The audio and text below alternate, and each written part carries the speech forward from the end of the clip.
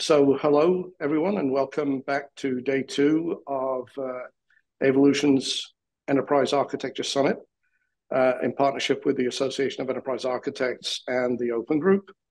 And I hope you had a great day attending the sessions yesterday.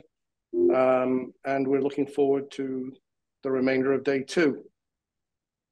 By way of introductions, I'm delighted to be hosting the panel discussion today. And the topic is strategies and skills for enterprise architecture, career success. My name is Chris Ford. I'm the CEO of the Association of Enterprise Architects. And I have another role with a company called the Open Group. I'm also there responsible for the EA products, TOGAF, Archimate, and Open Agile Architecture.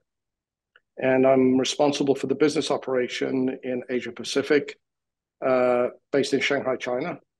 And this is not the view out of my window, but this is a view, as we were talking about earlier, that I get to see on occasion. So as I say, I'm based in Shanghai, China. Prior to joining the Open Group and the AEA, I was responsible for the EA practice at American Express, and also for their customer service capability, amongst other things. Now, today on this panel, we're joined by Laura Dawson, Interim Chair of Charity IT Leaders, Herman Hartman, who is the lead EA with AXP Semiconductors, and Zdenka Vukova, who is the Enterprise Data Architect at the British Heart Foundation. And these folks will introduce themselves and their background in a very short time. Now, for our attendees, what I would like to note is the session is already being recorded, and we will be sending you a copy of the recording following the summit. And for today's session, we really encourage you to be as interactive as possible with us. So if you have questions, please pose those questions in the Q&A window, which you can open with a button at the bottom of your panel screen at the bottom of the Zoom window, at least where we are. And we'll aim to answer as many of those questions as we can towards the end of the discussion. Having said all that administrative stuff, so our distinguished panelists, may I ask you to begin self-introductions, please, including your background and EA journey, if you wouldn't mind. And let's start with Herman Hartman, please. Okay, thank you, Chris. Yeah, I'm happy to join this panel. I hope you'll all join it and can learn from our experience. So I'm the lead enterprise architect of NXP Semiconductors. You may not know NXP Semiconductors. We are a global firm that is creating chips, ICs. It is quite likely if you're paying with your mobile phone that you're using a chip of NXP. And typically in any car, we have about 500 chips of NXP in it. So as said, we are not well known. We're a global company. We used to originate from Philips Electronics, and we purchased a daughter of Motorola a couple of years ago. I'm leading a team of 5 enterprise architects. So I've got 5 enterprise architects in my team. I'm responsible for the architecture that is created within NXP IT, and also the working methods that are used, and the cross-domain alignment, because we have a large firm and we have to align our architectural decisions. I have a technical background, also a diverse background, which I think is important for being an enterprise architect. I started as a student in mathematics, and I have a PhD degree in computer science. But I've done various roles as part of my career, being a software architect, a solution architect, a project manager, and a consultant. So with that, I give it over to the next one. Laura, would you mind introducing yourself, please? Thank you. Hello, and welcome to everybody. Thank you for joining the webinar.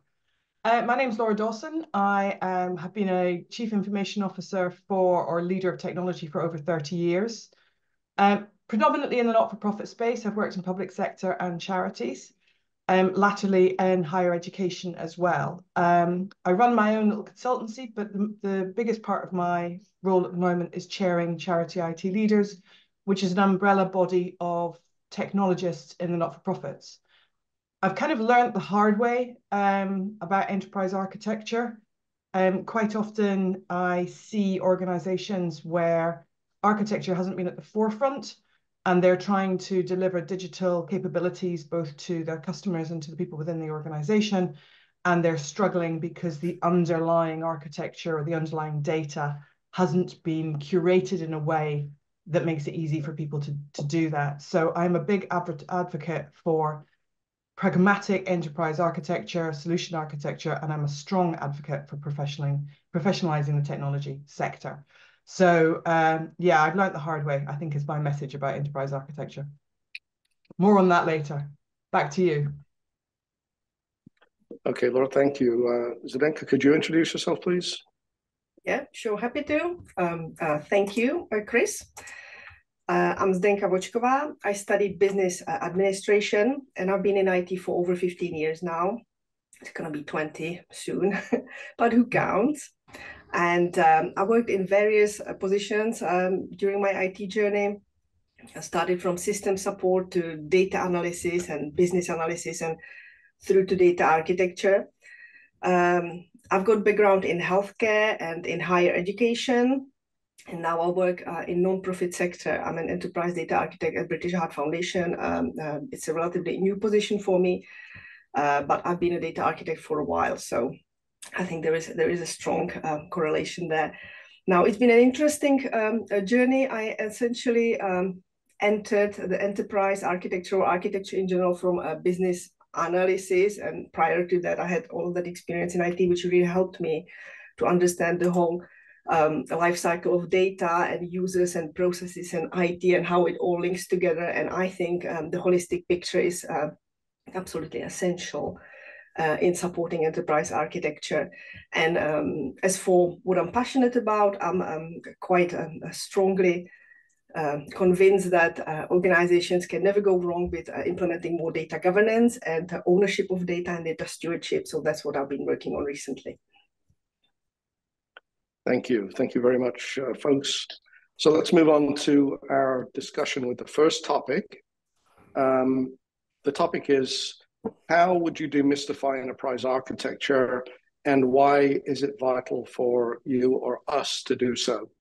We're going to kind of round robin these questions as we go through. So here, the lady that drew the short straw is Laura. Laura, would you like to lead off? Yeah, thank you. Oh gosh, well, the first thing I would do is be very careful about using the term enterprise architecture with lots and lots of people. Be careful of your audience, be aware of your audience, and sometimes the jargon can be very off-putting.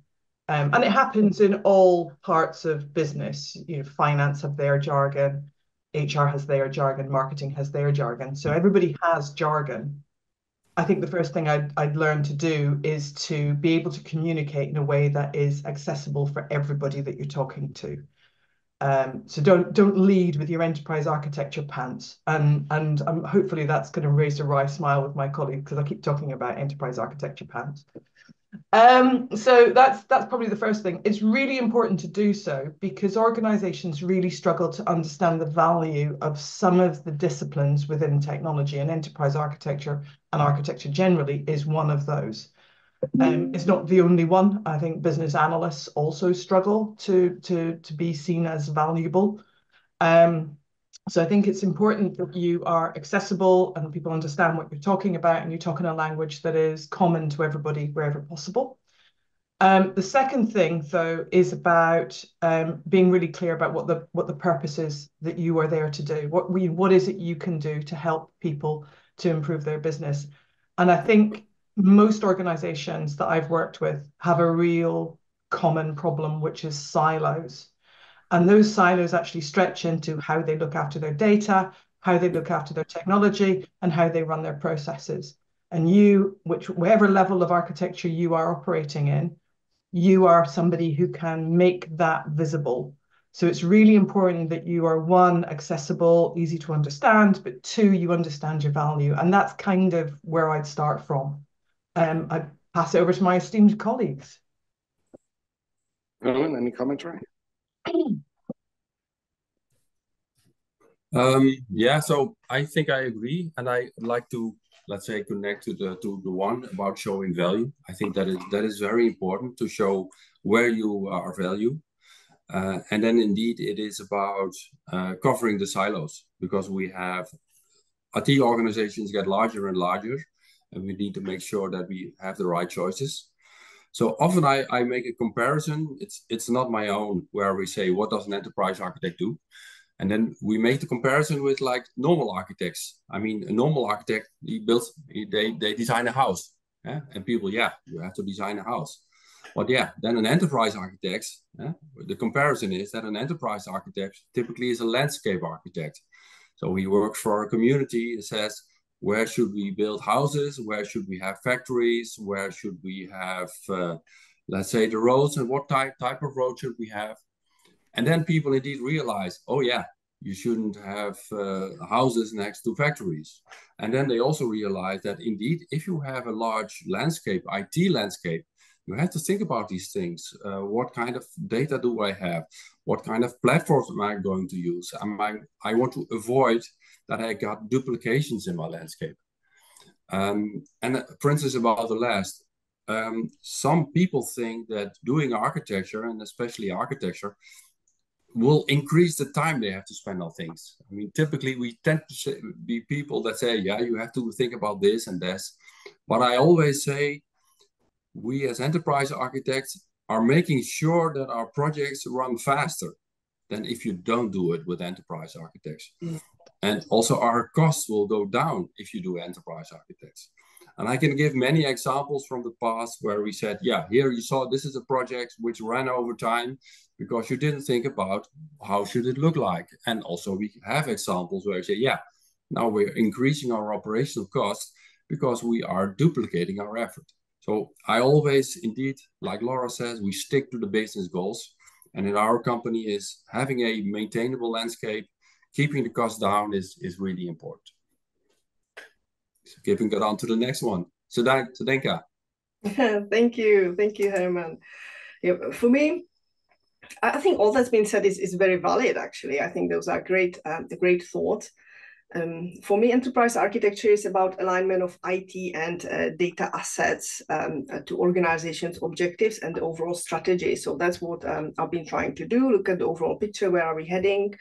What are the most burning things that we want to address in near or further down the line future, and actually see how we can make things easier in terms of data. I'm a data architect, so, or enterprise data architect, so I'll focus on those things.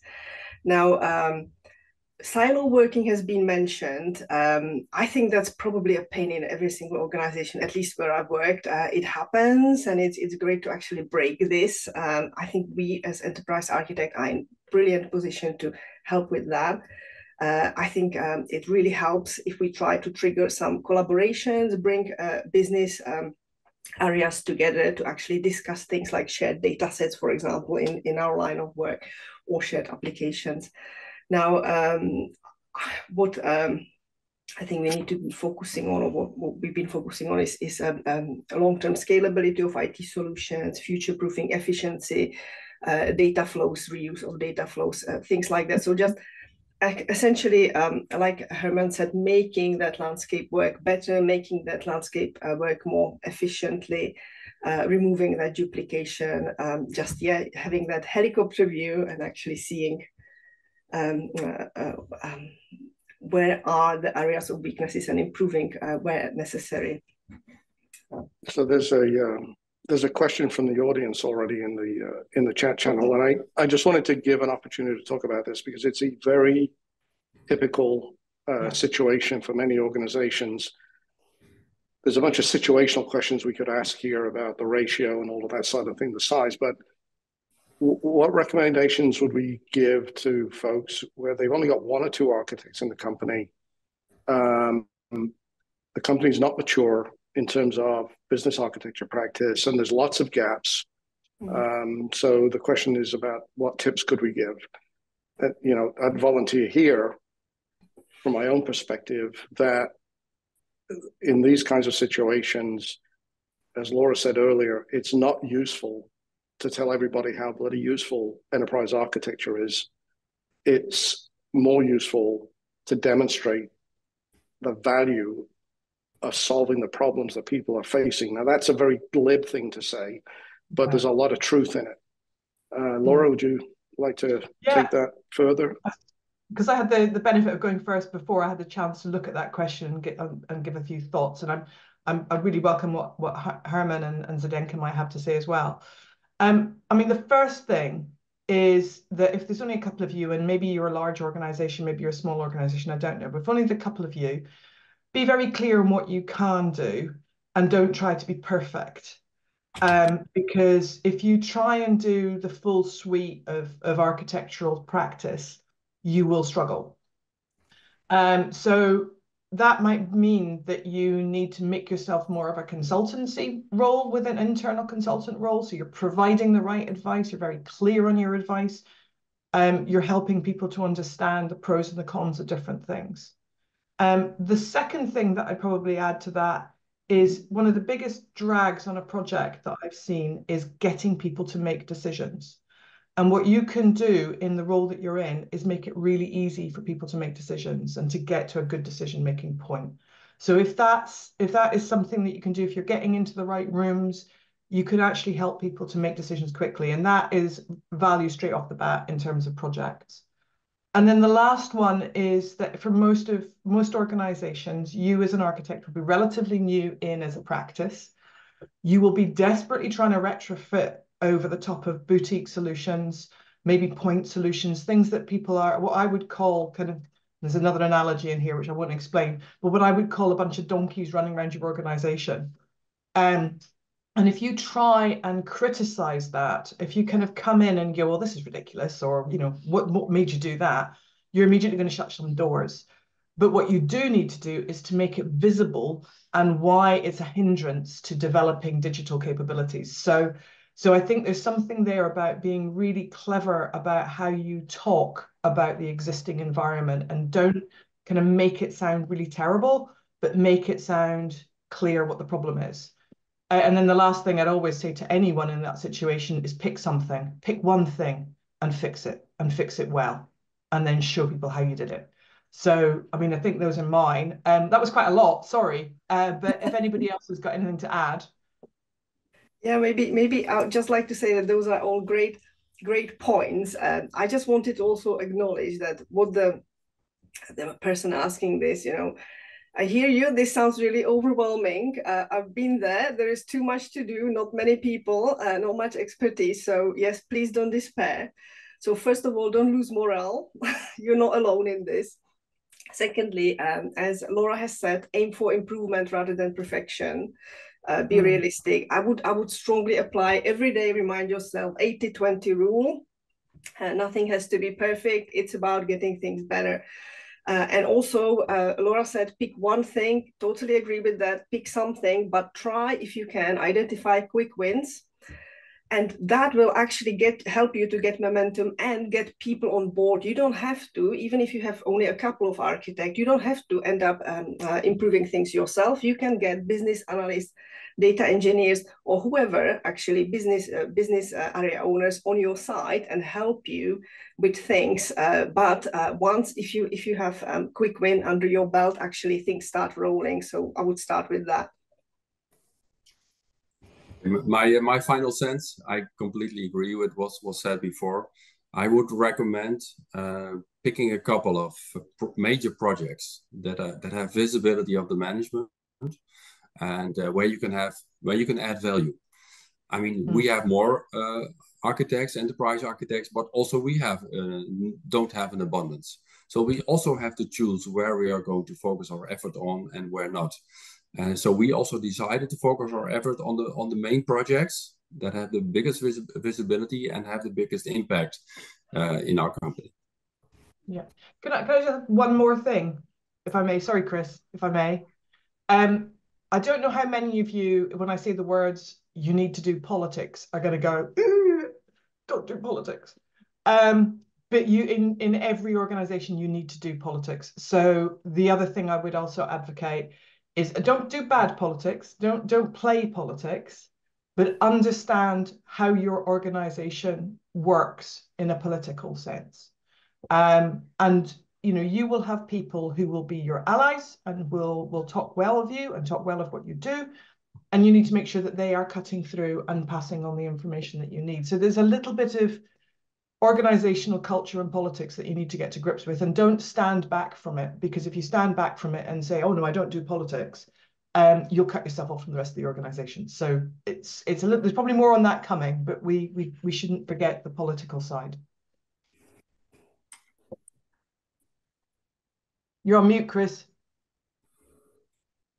There's a follow-on question from Rugor. The question revolves around how do you get buy-in from senior management to move things forward, and this is kind of the chicken and the egg thing, typically that we see. One of the ways, if you don't have access to that level of the organization, quote senior management, whatever that means, okay, you may have, and this goes along with the political context that Laura, in my view, that Laura just identified. You need to be aware of who trusts who in the organization for advice.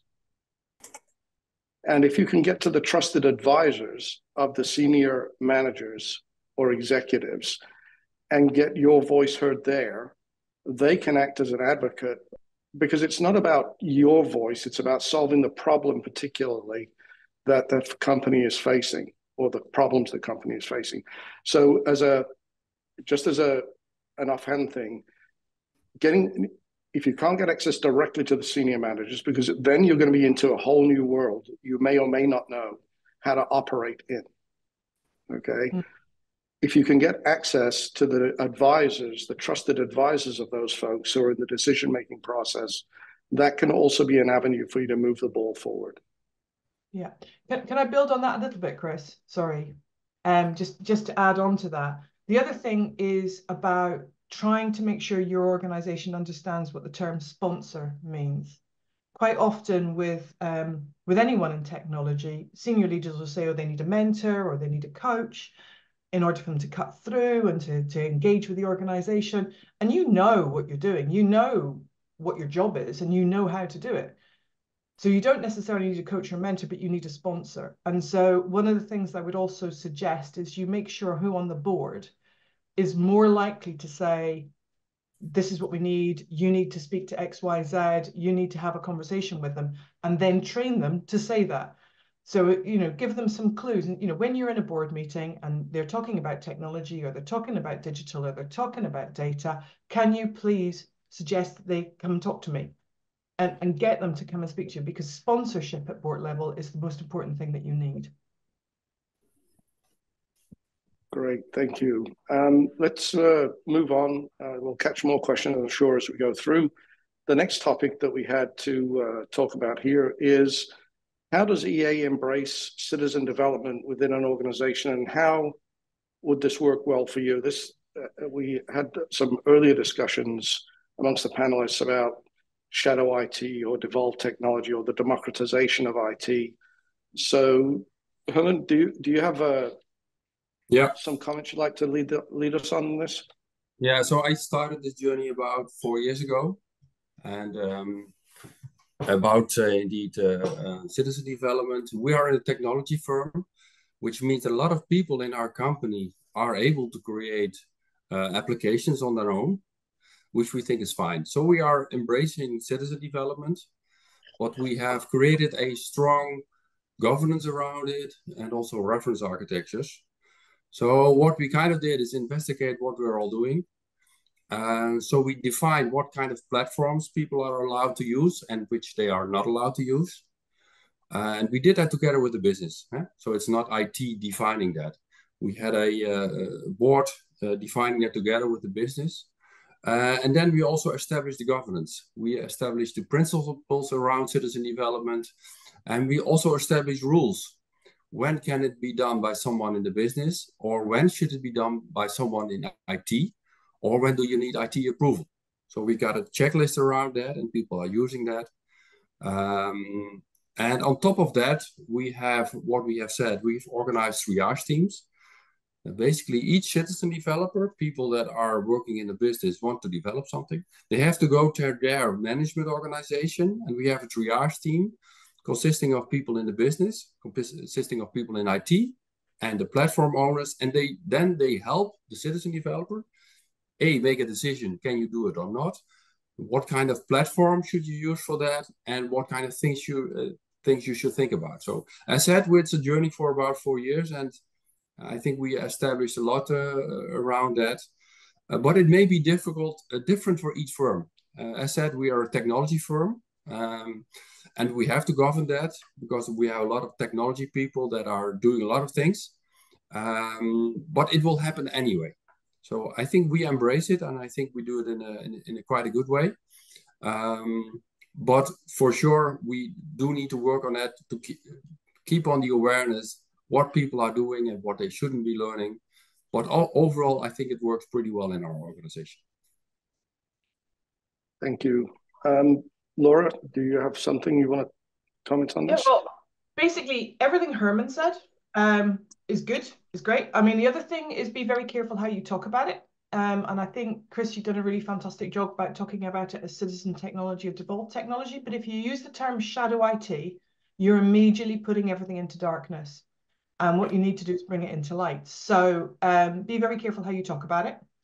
I think what's also quite important is making sure that you get the culture right, and that goes back to what Herman was saying about bringing people together. So establish a community. It's not just a community about saying these are the rules. It's also a community about developing together and building and developing trust with each other. So being a community is really important. There are some hard things that I think, Herman, you touched on, but maybe just want to pick up again. And one of those is about setting your decision rights. So in an organization, you have shared processes, shared infrastructure, shared data, shared applications.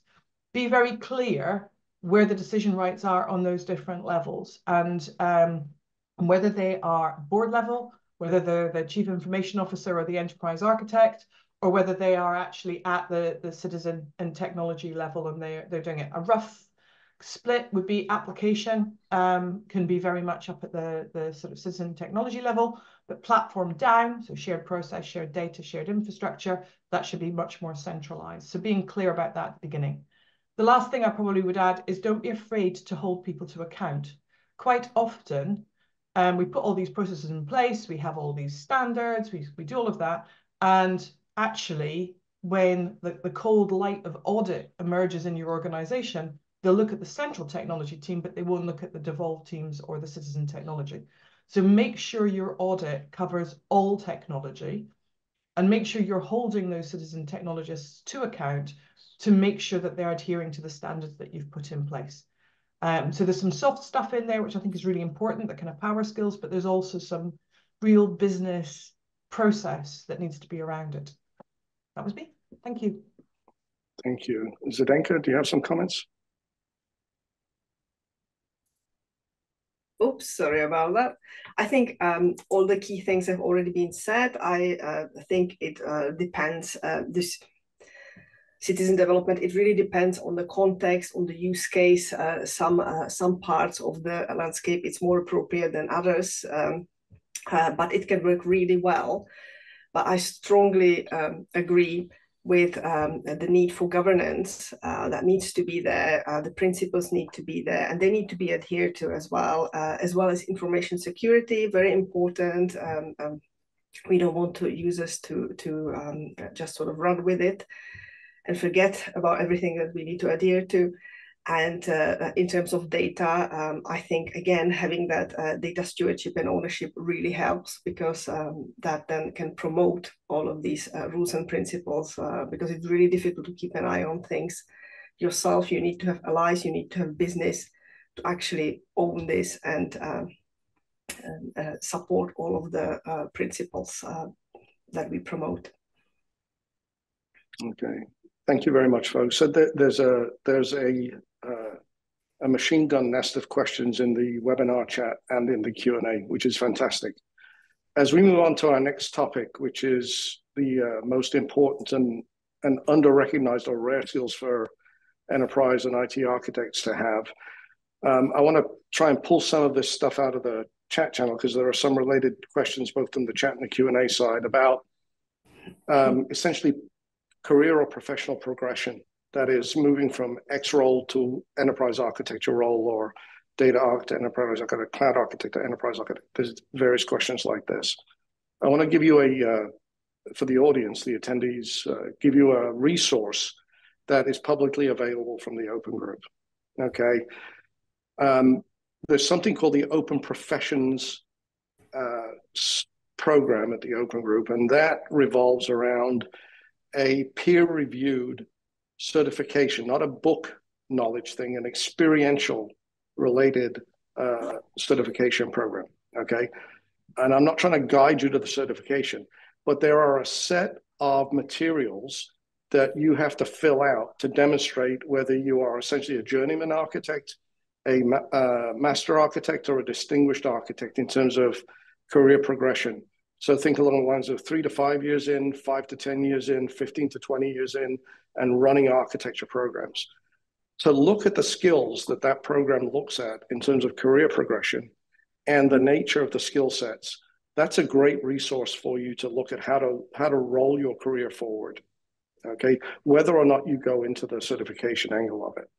Okay, so now going back to the topic, for the panelists, what are the most important but under-recognized or rare skills for EAs and IT architects to have? Okay, shall I? Yeah. Yeah. Yes, I'm sorry, I got distracted. That's okay. You got plenty of questions in the chat. I'm very sure there's something we will get distracted always. So when it comes to the under-recognized or rare skills, that's a good question. I think many people actually focus on the technical skills, which of course are very useful. But of course we need to brush up on those and they change over time.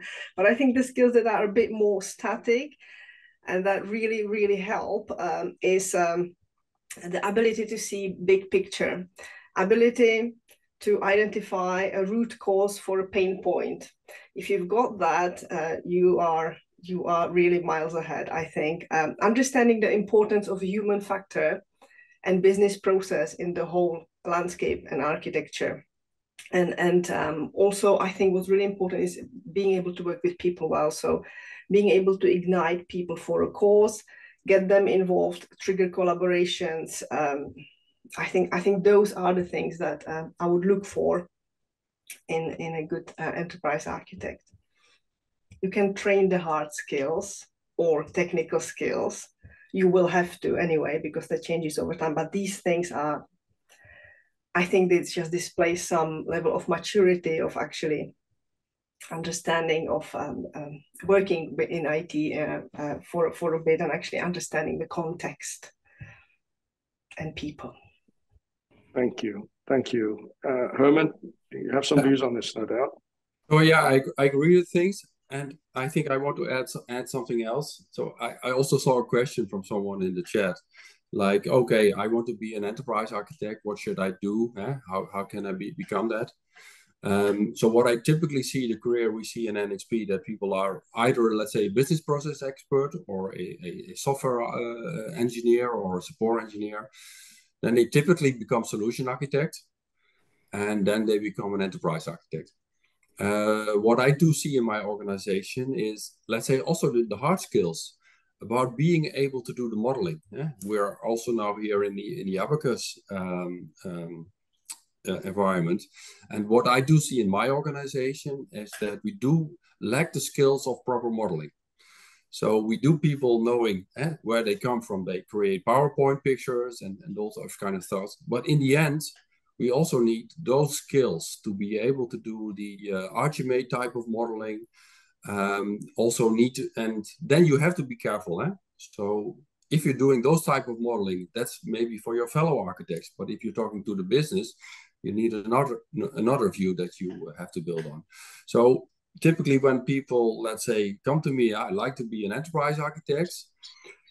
I mean, if they have already done, let's say, a certification on TOGAF, I mean, then they have got the experience and then they have showed that they are really interested in that thing. So for me, doing something like a TOGAF certification, which is not a must-have, but at least it shows that they have the basic sets and basic knowledge to take that next step. So I do encourage people to also, besides business knowledge and indeed the soft skills we talked about, also make sure that you know about reference architectures, about frameworks, and about these methodology. Thank you, Herman. Laura? Yes, thank you. Oh gosh, there's so much. Right, so first of all, I think one of the most important things that anyone in a specialist area in an organization needs to be able to do is assimilate business context. So context matters, and that should be the first thing you do when you try and get into an organization, is to really understand the context. What is on people's backs? What's upsetting them? What are the issues they have to deal with? What's their value? You basically understand your business, and then be able to deliver your services in that business context, gradually changing it if you need to, but really being context aware. The second thing I think is an invaluable skill for any enterprise architect, and I saw a question here about what do we do with a conflict between EA and BA. I didn't even know there was one, but there absolutely shouldn't be, because the core skill I think you should have in your back pocket and be willing to use is facilitation. So being able to bring people together, to articulate a problem, to help everybody to analyze the problem. So it goes back to what Zdenka was saying about being able to see the big picture. But actually, the real prize is being able to help other people see the big picture, so that when you make the changes you want to make, everybody gets it. So things like value stream mapping, lean, all those things that come from the BA world, they are things that you should know about, be able to participate in, if not lead. The second thing about the kind of career path is don't underestimate the value of business analysis in enterprise architecture. The two should be so closely linked, because actually what you're trying to do is to make the flow of data and work across an organization as smooth and efficient as possible. And both of those skills are necessary for that, whether it's that kind of landscape scale approach that we talked about right at the very beginning, understanding the landscape. And I go further than the house building. It's about the utilities and the water and the sewerage and all those things, understanding the equivalent of that in a technology world, but working with your BAs. I always have a model that I say to my architects that they need to build in mind. You have the technical skills, and by technical, I don't mean technology. I mean your TOGAF and understanding your modeling and all those things. Your power skills, which is a kind of new way of talking about soft skills. So that's being able to influence, engage, compassion, empathy, all of those kinds of things. And you can practice those, so do.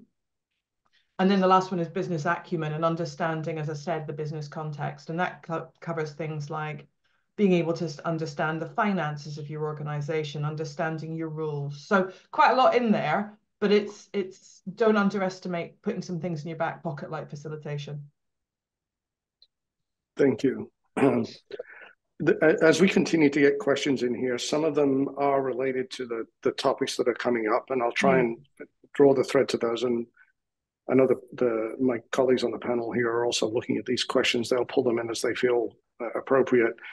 The next topic that we wanted to move on to was how can we as architects build personal resilience and understand the importance of being able to cope with ambiguity? I want to make a comment on this one first, okay? My comment here is that in many cases, as Herman indicated earlier, architects can come up into the role out of some sort of engineering discipline or mindset where there's low tolerance for ambiguity in either the person's psyche or in the environments they've operated in before. The interesting thing is that at enterprise architects, you're dealing with business folks who frequently have no problem at all dealing with not black and white, but extremely various shades of gray leading to an outcome they're looking for. So dealing with ambiguity is an extremely important ability or capability of any architect. And one of the questions here is, how do you deal with the choice between good architecture and management, quote, cutting corners?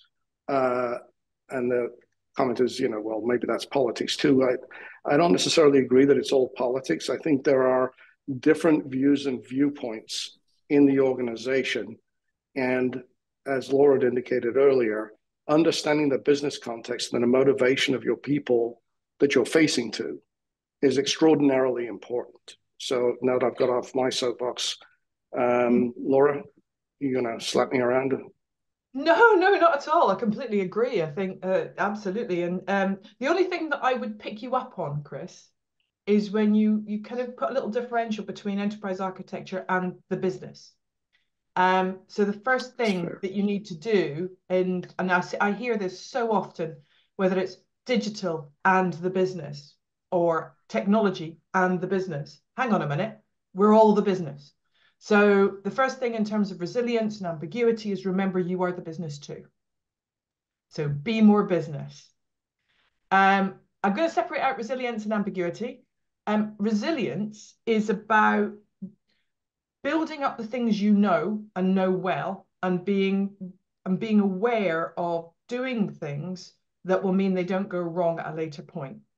So if you've got in your workload, you've got some things that are really dead boring, but you need to do them, just do them. Because if you don't do them, they'll bite you in the bum later.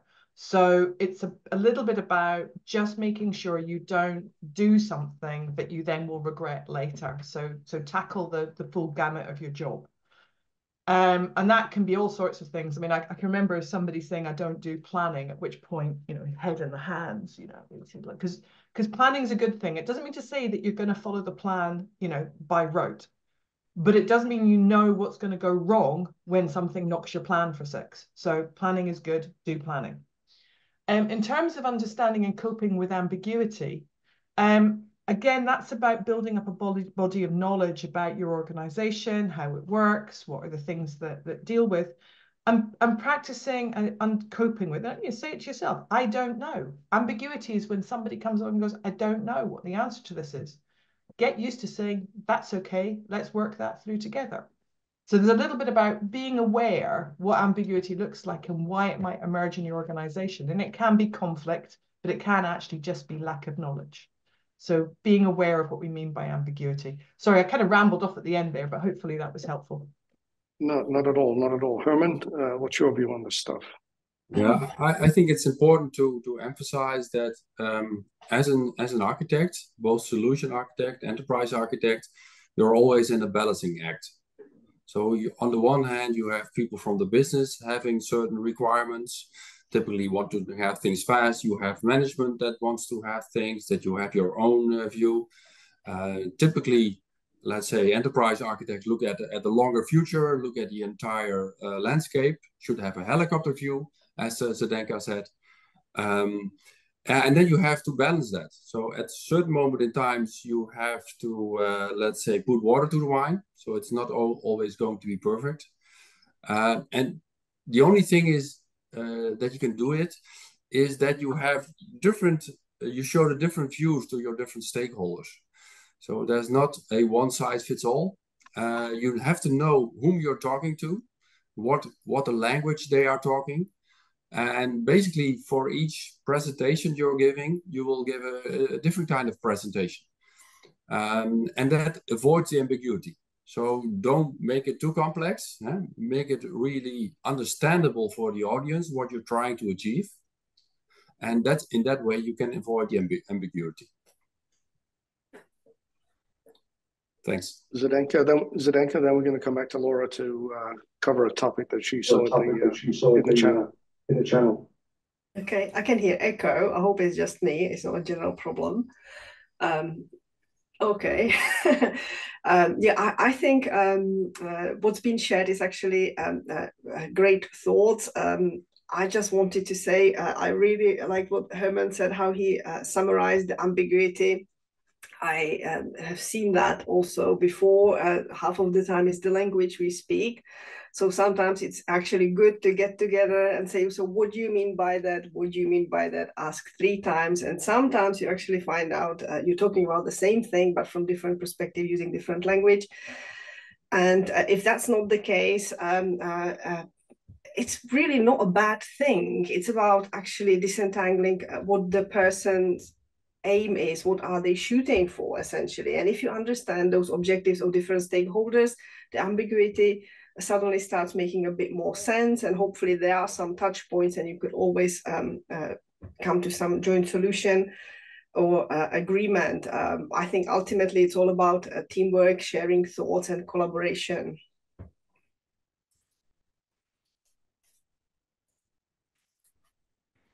That's me. Laura, you had wanted to get back to one of the questions that was in the channel. Yeah, if I may, I might be able to hit 2 at once here, actually. So we've got a question was, why would you consider IT project managers, business analysts, cloud architects as enterprise architecture practitioners? And there's another one about how does EA enhance resilience in an organization? And I think I can kind of link those 2 together. So first of all, I would consider that they need to have architecture, understanding, and skill. Just as an architect might need to have some of the components of project management, business analysis, cloud architect as well. So there's a little bit about knowing the landscape, knowing each other's contribution, knowing each other's skill sets, and being able to undertake or make decisions in those areas to certain levels. I always get very, very nervous when organizations have a big slew of project managers and no project can start until the project manager is put on it, because quite often it doesn't need that level. It needs project management, but doesn't necessarily need a project manager. So what does that mean in terms of the enterprise architecture practice? It means being really clear on what can be devolved in terms of decision-making, accountability, and practice. It means building people together as a community, goes back to the devolved or citizen approach. So yes, I do. But I also consider architects part of the project manager practitioner. So there's a lot of cross-fertilization. Be a community is the answer to it. In terms of how does EA enhance resilience in an organization, probably the number 1 thing comes back to that engagement with project management and planning. And I think the enterprise architect has a real role in going, what is the degree of change that an organization can tolerate at any one time? So working with whatever your portfolio is, whoever manages your projects, and if you imagine your architecture is like a human body, you wouldn't do multiple operations on a human body at the same time. So being very clear about what the body can take at any point is really helpful for portfolio management and planning and scheduling work. And that, if you do that right, can build in some resilience to change and how you make things happen. So it's just one example, but it's certainly one that links the 2 together. Hopefully that helps. Yeah, it's a very interesting comment that Laura just made.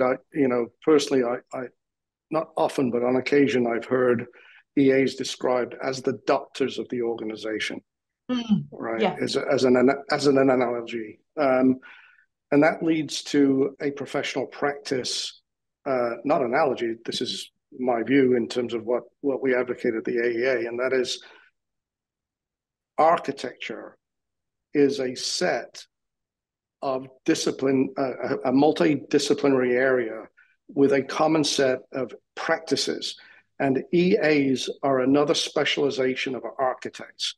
So I would encourage people not to look at this as some sort of hierarchy where you're going up the food chain to become an EA.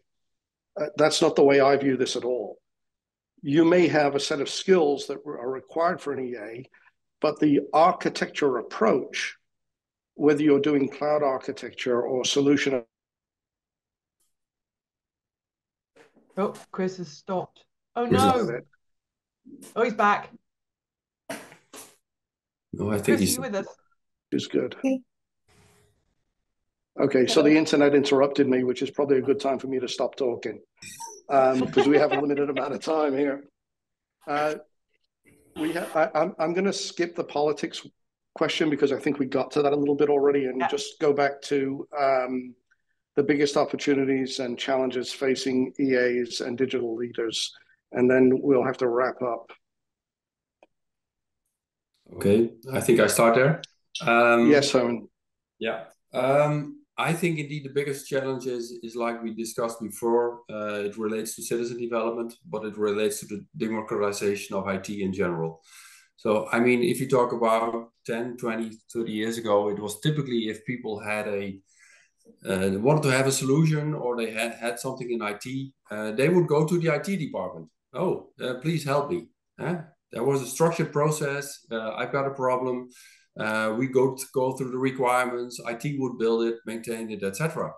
Now we're in a completely different situation. That people in the business, they can buy a SaaS application. They can use it. They can purchase it. Well, typically the only thing they need to do is, let's say, connect it to in a secure way. I think that is the major challenge. That IT solutions will not be solely owned by the IT organization.